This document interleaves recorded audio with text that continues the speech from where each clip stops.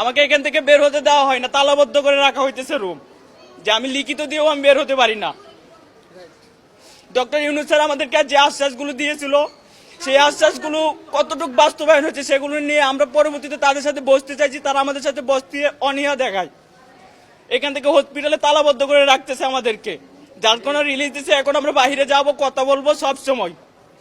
আর যদি আপনাদের পসিবল হয়, আপনারা গণমাধ্যম কর্মী, আপনারা এটা ছড়াই দেন যে সরকার এখন পর্যন্ত এদের পিছনে কোনো ধরনের অনুদান দেয়নি, এক পয়সাও দেয়নি।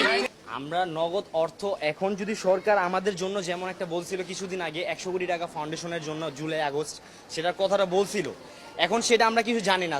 আমাদের আশ্বাস দিয়েছে ডক্টর ইউনূস স্যার, যে বলছে আমরা সবাই মানে যারা যারা ডক্টর স্যারের সাথে দেখা করতে গেছিল সবাইকে আশ্বাস দিয়েছে যে আপনার মনে করেন সবাই চাকরি পাবে, কেউ ভাতা পাবে, কেউ 1 লাখ টাকা করে পাবে, যারা আহত হয়েছে তারা 1 লাখ টাকা করে পাবে, এমনকি নিহত যারা হয়েছে তারা 5 লাখ টাকা করে পাবে।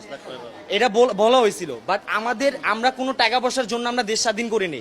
আমরা যা হয়েছে সব বাদ, আমাদের চাই আমরা সুস্থরা, আমরা ট্রিটমেন্ট চাই, যে আমরা সুন্দর মতো সুস্থ হয়ে নিজের আমরা বাসায় পৌঁছাতে পারি। আমরা জাস্ট এতটুকু ট্রিটমেন্ট চাই।